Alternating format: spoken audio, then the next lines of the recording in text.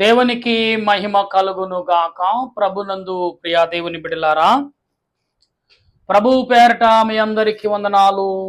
మరణాత. బాగున్నారా? మీ అందరూ బాగున్నారని తలంచుచు మన ప్రభువును రక్షకుడైన యేసుక్రీస్తు అతి పుణ్యమైన నామములో దేవదేవునికి కృతజ్ఞతాస్తుతులు కూడి వచ్చిన వినుచున్న మీ అందరికీ మరొకసారి మరణాత. ప్రియులారా, ప్రార్థన చేసుకుందాం.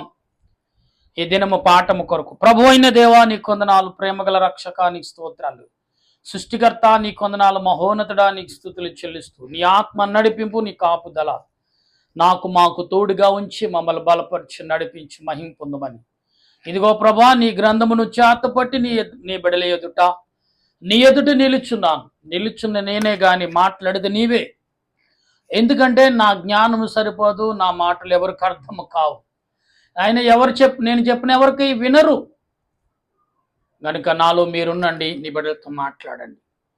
అలుపుడైన నన్ను నీ సులువు చాటుని మరుగుపరచండి. నా కంఠస్వరని బోరుగా వాడుకుని మీ దేవదూతలతో సమూహము పరిశుద్ధులతో ఈ స్థలము, ఈ మాటలు అనేకులుగా వినుచున్న వారందరి వారి హృదయాలు నింపి నీ మహిమ పొందమని ఆత్మరూపుడును రక్షణకర్త అయిన యేసుక్రీస్తు పరిశుద్ధమైన నామమును అడుగుచున్నాను పరమ తండ్రి, ఆమేన్. తండ్రి అనే దేవుని ఆదరణ సహాయము తోడుగా ఉండి మనల్ని ముందుకు నడిపించును గాక, ఆమేన్. ప్రభునందు ప్రియులారా, మరి ఈరోజు చక్కటి మాటలు. ఎందుకంటే నిన్నటి కాలంలో యోబు 14వ అధ్యాయము అన్ని లైవ్ ద్వారాను కొన్ని వాయిస్ మీకు అందుకుపోవచ్చు. కానీ ఈ దినము మరి దేవుడు అందించిన మరి యోబు గ్రంథం 15వ అధ్యాయము మొదటి నుండి కొన్ని విషయాలు. నిన్న కాలంలో కనిపెట్టుట అనే మాటను మనం చదువున్నాం. అయితే ఈరోజు యోబు తన స్నేహితులు నిమిత్తము ఏమి మాట్లాడుచున్నాడు అనే మాటలు వింటూ ఉంటే కొన్ని విషయాల్లో మనకు ఆలోచన పుడుతుంది. కానీ చదువుదాం వాక్య గ్రంథంలో. చదువమ్మా.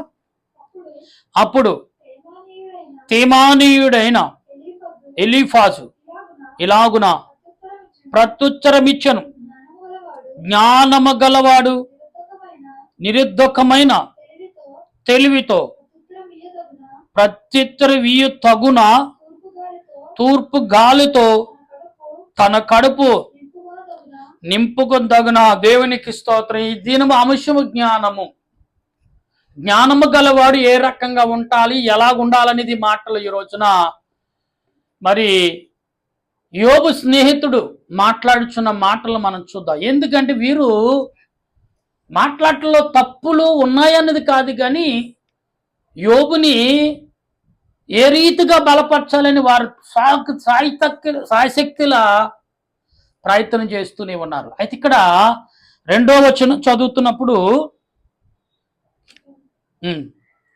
3వ వచనం చదవమ్మా. వ్యర్థ సంపాదన చేత క్షమించండి, వ్యర్థ సంపాదన చేత తలపైకి చదవమ్మా. యాజ్యమాడతగున నిష్ప్రయోజనమైన మాటల చేత వాదింపతగిన. చూసారా, వ్యర్థమైన ఆస్తుల చేత మనము వాదన వేయటం మంచిది కాదు. వ్యర్థమైన జీవితం కొరకు అర్థమైన మనం వాదన చేయటం మంచిది కాదు. ఇది చాలా మంచి మాట. అంటే యోబు వ్యర్థమైన జీవితమును విన్నాడా? కాదే. కానీ వ్యర్థమైన ప్రశ్నలు, వ్యర్థమైన మాటలు, వ్యర్థమైన ఆస్తులు కోరుకునే వారు ఈ లోకంలో ఉంటే ఒకసారి ఆలోచించండి. మీరు వ్యర్థం అంటున్నప్పుడు కూడా మనం ఏదో రకం దాన్ని కూడగట్టుకోవాలని చూస్తున్నాం. ఎస్, నాతో పాటు సహా అదే ఆలోచన ప్రతి వారికి. ఒక నెల ఆదాయం లేకపోతే అల్లాడిపోతాం. ఒక నెల మనకి ఏ పని లేకపోతే అల్లాడిపోతాం. ఎందుకు? వ్యర్థమైన దాన్ని దేవుడు పరీక్షించ. కానీ ప్రతిరోజు నీకు కావలసిన దాన్ని సమకూర్చేవాడు ఆయనే. ఎందుకు వ్యర్థమైన సమయం ఎందుకు వెచ్చిస్తున్నాం అనే ఒక ప్రశ్న మనకి ఇక్కడ కనబడుతుంది. 4వ వచనంలో, నీవు భయభక్తులను వ్యర్థము చేయుచున్నావు, దేవునిని గూర్చిన జ్ఞానమును చూసా, దేవుని సమయం అంతా కూడా వ్యర్థపరుస్తున్నావు. జ్ఞానము అంటే విలువైనది జ్ఞానమే కదా. అంటే జ్ఞానమును ఏం చేస్తున్నాడు? వ్యర్థపరచేసుకున్నవి. అలా ప్రతివాడు జ్ఞానము అనే మాటను ఎందుకు మనం మాట్లాడుతూ వ్యర్థపరుచుకుంటున్నాం? విలువుగా చూడలేక వ్యర్థపరుచుకుని జీవితాన్ని చాలా వ్యర్థమే జ్ఞానమనే పాడు చేస్తున్నాం. ఇలాగా అనుకుని అనుకుంటున్నాం. కానీ వ్యర్థమైన దానికోసం దేవుడు అంటున్నాడు, పాడు చేయొద్దు అంటున్నాడు. వ్యర్థాన్ని, నీ శక్తిని, నీ ఆత్మ బలమును ఎందుకు త్రొట్టెలు చేస్తున్నాం? 5వ వచనము, నీ మాటల వలన నీ పాపము నీ మాటల వలన నీ పాపము తెలియబడుచున్నది. వంచుకుల పలుకులు నీవు చూసావా? నీ మాటల వల్ల నువ్వేం చేస్తున్నావో కనబడుతుంది. నీ పాపం ఏంటో, నీ లోతేంటో, నీ యొక్క బలం ఏంటో కనబడు. అందుకే మాటలు ఆడడం తగ్గించటం వలన వంచకులు ఏం చేస్తా, వంచటం వల్ల కూడా తెలిసిపోయింది వాడు ఎలాగ నిన్ను. అందుకే చాలా తెలివిగా ప్రతి వారు ఈనాడు యవన కుమారుల అతిగా మాట్లాడడం, అతిగా ప్రవర్తిస్తాం, అతిగా పరిగెత్తడం జరుగుతుంది. పరిగెత్తకండి. ఒక 10 నిమిషాలు లేట్ అవుతుంది. నీ పని నీకో, నీ ఆలోచన నీకో, నీ తలంపు నీకో, నీ దేవుడు నీ కూడా ఉంటాడు. పారిపోడు, ఎక్కడికి వెళ్ళిపోడైనా. ఎందుకు వ్యర్థమైన ఆలోచన గ్రహించడం? ఎందుకు ఆ రకంగా ఉంటున్నాం? ఈ అంశం ఇవాళ మనం వ్యర్థం అనే మాటను ఎందుకు దేవుడు మనకిస్తూ వ్యర్థపరుస్తున్నాం? ఆలోచన ఎందుకు? జ్ఞానం ఎందుకు? జ్ఞానం అంటే దేనిది? జ్ఞానము కలిగిన వాడు చాలా వివేకవంతుడు. 7వ వచనం, 6వ వచనం, నేను కాదు నీ మాటలే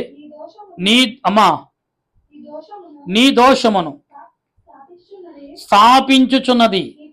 నీ పెదవులే నీ మీద సాక్ష్యము. చూసారా? దేవుడు చెప్పట్లేదు మనకి సాక్షిగా. మంచి కోసమే పక్కన నిలబెడతాడు. చెడ్డ నీ మాటే, నీ శరీరమే, నీ తలంపులే, నీ పనులే నిన్ను నిలబెట్టేస్తున్నాయి. ఒక బొమ్మ గీచేస్తూనే నిలబెట్టేస్తున్నాయి. ఇతడు దోషి. గమనించండి ఒకసారి. దేవుడు యోబు గ్రంథములో చాలా చక్కటి మాటలు మనకు కనబడుతున్నాయి ప్రియులారా. ఎందుకు అంటే దేవుడు నీతో నాతో మాట్లాడుతున్న 7వ వచనంలో, మొదట పుట్టిన పురుషుడు నీవేనా?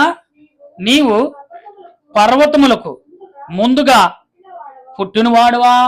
చూసావా ఏమంటున్నాడు అక్కడ? మొదట పుట్టినవాడు నువ్వేనా? పర్వతము సృష్టి యావత్తు పుట్టిన దానికంటే ముందు పుట్టినవాడువా అని 7వ వచనం 8వ వచనంలో, నీవు దేవుని ఆలోచన సభలో చేరి ఉన్నవాడువా? నీవు మాత్రమే జ్ఞానవంతుడు. దేవుడు శిష్యుడు అంటున్నాడు, ఏంటి యోబు నీ పరిస్థితి ఏంటి? అసలు నువ్వే గొప్పవాడు అనుకుంటున్నావా? దేవుడు నీ మాటలు వింటాడు, నేను సరిచేయడా? నీ లెక్క ఉందా ఆయన దగ్గర? ఉంటుంది. ఎందుకు ఉండదు? ప్రతి వారికి కూడా ఉంటుంది. ఎందుకు ఉంటుందంటే ఈ మాటలు చెప్తుంటే 9వ వచనంలో, మేము ఎరగనది నీవేమి ఎరుగుదువో, మేము గ్రహింపనిది నీవేమి. మరి నిజంగానే గ్రహించాడు కాబట్టి అతను అంత శ్రమ వచ్చిన వేదనకు శ్రద్ధగా ఎలాగుండే. ఏమండి, రక్తం కారిపోతాడు, నవ్వుతూ కూర్చుంటాడండి. ఓ పక్కన కాలు తెగిపడిపోయిందండి, ఆనందంగా ఉంటాడా? కానీ యోబు శరీరం అంతా కూడా కారిపోతుంది. రక్తం కాదు, రస్సులు కారుతున్నాయి. అసహించుకుంటున్నారండి. కుష్టివేడైనా నయమేమో, అంతకంటే దారుణం అయిపోయింది ఆ దేహం. అయినా కూడా ఏమంటున్నాడు ఇక్కడ చూడ, ఎంత చక్కగా 10వ వచనంలో అంటున్నాడు, మెరిచిన వెంట్రుకలను గలవారును చాలా వయసు మీరిన పురుషులను మాలో ఉన్నారు. అంటే తెలివి అమ్మా, నీ తండ్రి కంటేను వారు చాలా పెద్దవారు. ఇంకా దేవుడు చల్లవిచ్చున ఆదరణ నీకు తేలికగా ఉన్నదా? అబ్బబ్బా, ఇట్లు నీతో మృదువుగా పలకబడిన మా వాక్యము తేలికగా. చూసారా? నిజంగా అలాగ ఉంది కాబట్టి యోబు ఉండగలిగాడు, జయించగలుగుతున్నాడు. ఈ మాటలు గమనించాలి మనం. 11వ వచనం అండర్లైన్ చేసుకోవచ్చు ఒకసారి ఎవరైనా సరే. దేవుడు నీ పక్షనే ఉన్నాడా అంటూ ఉన్నాడు అనే మాటను మనకు కనబడుతుంది. ఎస్, ఉన్నాడు కాబట్టి యోబు అంత ధైర్యంగా వారితో మాట్లాడగలుగుతున్నాడు. 12వ వచనంలో 12, 13, 14, 15 వచనంలో చదువుతున్నప్పుడు, ఆ నీ హృదయము ఎలా కృంగిపోయిను, కన్నులు ఎలా ఎర్రబారుచున్నది, దేవుని మీద నీవెలా ఆగ్రహపడుచున్నావు. నీ నోటు నుండి అట్టి మాటలలా రాన్నిచ్చుచున్నావు. శుద్ధుడొకటకు నరుడు ఏపాటివాడు, నిర్దోషుడొకటకు స్త్రీకి పుట్టినవాడు ఏపాటివాడు. ఆలోచించుము, ఆయన తన దూతలయందు నమ్మకి ఉంచడు. ఆయన తన దూతలయందు, మరొకసారి చదువు, రిపీట్ చేయి. ఆకాశ వైశాల్యము ఆయన దృష్టికి. చూసారండి ప్రియులారా, ఇక్కడ మనం 14వ వచనంలో మరొకసారి సెకండ్ లైన్ రిపీట్ చేసుకుంటే మరొకసారి అర్థమవుతుంది. ఏమంటే దేవుడు ఎందుకు ఈ మాటలన్నీ మనకిచ్చాడు అంటే, మనుషులారా మీకు ఉందగాని అది దేవుని గురిలో ఉన్నమ్మా. మనుషులందరూ ఈ అండర్లైన్ చేసుకోండి ప్రియులారా. ఎందుకంటే మీకు కావలసిన మాటలు. యోబు ప్రశ్నిస్తే, ఎందుకు దేవుడు లేడనుకుంటున్నావా, ఎందుకు అలా మాట్లాడుతున్నావు, దేవునిని తక్కువ చేసి మాట్లాడుతున్నట్టు మాట్లాడతావేంటి? ఈ లోకంలో మన మధ్యన ఉన్నారు చాలా మంది, ఎంత గొప్పగా గొప్పగా హెచ్చించబోని క్రించ్ పరిస్థితిలో సరే నెంబర్ 1 ఉంటారు, ఫాస్ట్గా ఉంటారు. నెట్వర్క్ అని లేట్ అవుతుందేమో కానీ వీళ్ళు కించపరచడం లేట్ అవుతుంది. అటువంటి శక్తి అంటే సాతానుగాడు మాట, దేవుని మాట రాకముందే వాడు ముందుగానే ఆ మాట ఎదురెళ్ళి నిలబడే శక్తివంతుడిగా మనుషులు ఇవాళ ఉంటున్నారు. అందుకే కాబట్టి అభివృద్ధికి ఆమడ దూరంలో ఉంటున్నారు, దరిద్రానికి దగ్గరగా ఉంటున్నారు, శాపానికి దగ్గరగా, వేదనకి దగ్గర, శోధనకు దగ్గరగా ఉంటున్నారు. కరువుకి, కాటకాలకు, అసూయకి, స్వార్థముకు బాగా ఐసుకాంతము ఇనుము కందుకు అంటుకున్నట్టుగా ఉంటున్నారు సాతానుతో. మనం జీవము గల దేవుడు, రక్షణ గల తండ్రి, జీవాధిపతి, పరిశుద్ధుడు, సర్వ సృష్టికర్తన తండ్రి ఎదుట నీవు మాత్రం ఉండవలసిన చోట ఉండట్లేదు, లేని చోట, ఉండకూడని చోట ఉంటున్నావు. తర్వాత 16వ వచనం చదువుతున్నప్పుడు, అట్లుండగా హేయుడును దుష్టికి చెడిన వాడును నీళ్లు త్రాగునట్లు దుష్టక్రియలు చెయ్యవాడును మరి అపవిత్రుడు కదా.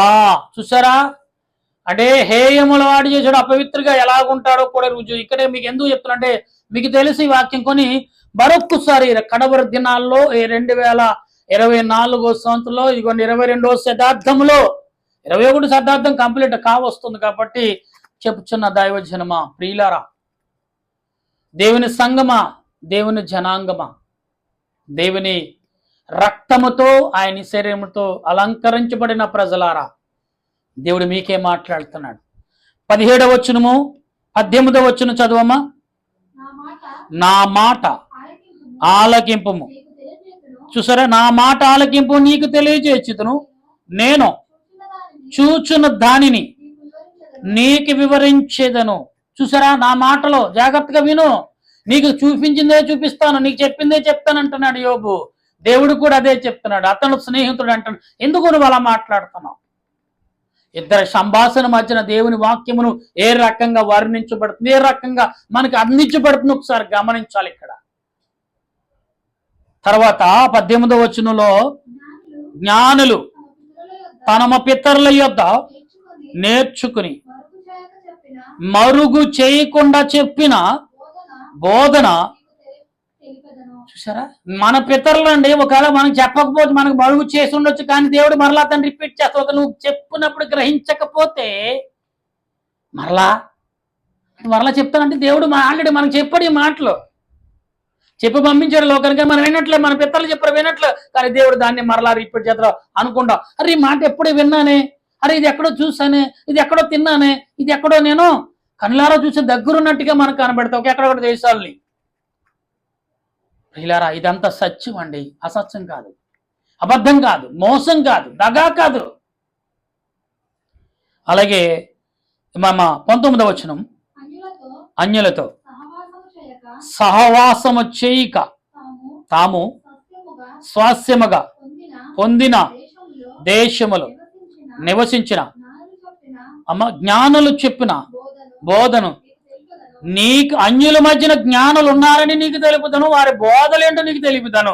20వ వచనము, తమ జీవిత కాలమంతయు దుష్టుడు బాధనందును హింసకునికి ఏర్పడిన సంవత్సరాలు నీవు 21 వరకు కంప్లీట్. వాడు బోధనందును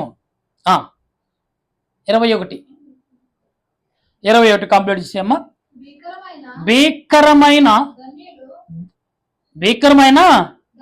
ధన్యులు, భీకరమైన ధనులు వారిని చెవులలో పడును, క్షేమకాలము పాడు చేయవారు వాని మీదకి వచ్చుదురు. చూసారా ఈ యొక్క 21 దుష్టుడు ఏమాత్రముగా మన మధ్యన ఉంటున్నాడు, వారి మధ్య నుంచి కూడా దేవుడు మంచి మాటలు తెస్తానని చెప్పుచున్న మాటలు. ప్రియులరా, ఈ 15వ అధ్యాయం నుండి 21 వచనాలు మనం చదువుకున్నాం. మరొకసారి రిపీట్ చేసుకోండి. మీకు కావలసిన ఈ లోకములు ఎవరి దగ్గర నెలాలో, ఎవరి దగ్గర ఎలా జీవించాలి, ఈ మాటలు యోబు గారు స్పష్టంగా రాసిన స్నేహితులు సంభాషణలు మనకు దొరుకుతున్నాయి. ఈ మాటలు మనుషుల మధ్యనే సంభాషించిన మాటలు, మనుషులతో సంభాషించుకోవాల్సిన మాటలు, మనతో మనం సంపాదించుకోవాల్సిన మాటలు, సంభాషించవలసిన మాటలు. సంభాషణ లేకపోతే మనలో జ్ఞానము బయటికి రాదు. ప్రియులారా చూడండి, నీళ్లు మట్టి నీళ్ళు అనుకుందాం, 1-2 సార్లు వడగట్టండి, అది శుద్ధ నీళ్ళుగా మారుతుంది. 1-2 సార్లు వాక్యాన్ని చదవండి, నీకు తేటగా విలువగా విశ్వాసముతో భక్తితో భయముతో అది పరలోకం చేర్చే మాటగా ఉన్నది. కానీ ఒకటేసారి చదివితే నీకు అర్థం కాదు. 1-4 సార్లు అక్షరాలు రిపీట్ చేయండి, ఎంత సులువుగా మైండ్ లో ప్రింట్ అయిపోతాయి. నువ్వు రాతక్కర్లా. ఇవాళ మన పలికే పలుకులు దేవుడు జ్ఞానములో ప్రింటింగ్ చేశాడు. తెలుసా సంగతి? కొన్ని పదాలు మనం అనకొక్కలు వచ్చేస్తుంటా, అవి దురభాషలు చాలా భయంకరంగా వస్తాయి. అవి టన్నులు ఉంటాయి మనం శరీరంలో, ఊహించాం. ఎవరు నేర్పరవి? మన తల్లిదండ్రులు అసలే నేర్పు ఉండకపోవచ్చు, కొందరు నేర్పుతారు, కొందరు నేర్పకపోవచ్చు. సాతానుగాడు దానిని మంచిని పెట్టి ఆ మెమరీల కార్డు చెడ్డని పెట్టుకుంటారు. చాలా మంది మంచి కోసం తెస్తారు. పూర్వకాలంలో సెల్ ఫోన్ వచ్చిన కొందరు మెమరీ కార్డు కొనుక్కునేవారు, జీబీతో సినిమాలు పెట్టుకునేవారు, పాటలు పెట్టుకునేవారు. ఇలా మెమరీ అక్కర్లేదు, డైలీ అకౌంట్లోనే వచ్చేస్తారు. మనుషులు ఎంత వేగంగా పెరిగారో పాపం అంతే వేగంగా నీలోకి వచ్చేస్తుంది. ఈ రోజున నీవు నేను గమనిస్తూ యోబు గారి మాటలు మన పితరులతో మాట్లాడిన దేవుడు మరలా రిపీట్ చేస్తానంటున్నాడు.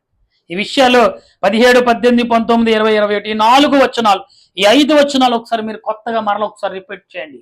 మన తల్లిదండ్రులు ఏం చెప్పారు, ఆయన దేవుడు ఏం చెప్పాడు, దేవుడు చెప్పింది మరలా ఎందుకు మన తల్లిదండ్రులు చెప్పింది మనం వినలేదు కదా, దేవుడు ఎందుకు చెప్తున్నాడు ఆ మాటల్ని? మన తల్లిదండ్రులు కాదా మనం లెక్క చేయం, మన బంధుమిత్రులు కదా మనం లెక్క చేయం. కానీ అందుకే దేవుడు గర్దిస్తూ చెప్తాడు. రోగముతో, వ్యాధితో, బాధతో, చింతతో, చివుకుతో ఇవన్నీ చూపించి ఇప్పుడు రిపీట్ చేస్తాడు ఈ మాటలు. అప్పుడు కరెక్ట్గా బుర్రకు నాటుకుంటుంది. అటు ఆలోచన పరిశుద్ధ ఆత్మదేవుడు మనందరికి అందించి ఇట్టి మాటలు ఆయన రాకడకులో మన హృదయాల్లో నింపి బలపరచును గాక. ఆమేన్. ప్రార్థించాలి. దయగల దేవానికి కొందనాలు, ప్రేమగల రక్షకానికి స్తోత్రాలు. నా దేశ ప్రజలను 29 రాష్ట్రాలు, ముఖ్యమంత్రులు, నాయకులు, పెద్దలు, చిన్నలు, వృద్ధులు, యవనులు, వారి ఆలోచనలు, వారి తలంపులు, వారి ప్రయాణములు, వారి రాకపోకలు, వారి క్రియలు నీ పట్ల చూసేవారు, నీ అందు గ్రహించేవారు. తల్లిదండ్రుల మాట, నీ మాటలు ఎందరో రిపీట్గా చేసుకుని ఇందుకు కదా నా తల్లిదండ్రులు చెప్పింది, ఈ దీనికి కదా నా తల్లిదండ్రులు చెప్పింది అనే మాటలు దేశముల ప్రతి దేశం శాంతి సమాధానం ఎక్కడ సూచన ఏది జరిగినా ఇది రాకడ సూచన అంటున్నారు. ప్రతి దాంతి ప్రభ నీ మీద మోపుతున్నారు. కానీ మనుషులు వారు మోపుకోవట్లేదు. దేవుడిచ్చిన క్రియ, దేవుడిచ్చిన ఆలోచన, దేవుడిచ్చిన తలంపు చేయాల్తున్నాం, తప్పట్లేదండి అనే మాటను తప్పించుకుని సాతానుగడి క్రియలు దూరపరిచి సాతాను నిత్య నరకానికి పంపించి పరలోక రాజ్యం వెలుగును భూలోకానికి తెచ్చుకునే శక్తిని ప్రతి మానవుడికి అందించి మహిమ పొందమని ఆత్మరూపుడు రక్షణకర్త అయిన దేవదేవుని నామమున ప్రార్థిస్తున్నాను మా పరమ తండ్రి. ఆమేన్. తండ్రి అని దేవుని కృప, త్రియేక దేవుని సహాయం అన్ని వేళలా సదా మనకు తోడై నడిపించును గాక. ఆమేన్, ఆమేన్, ఆమేన్. అందరికీ మరణాత.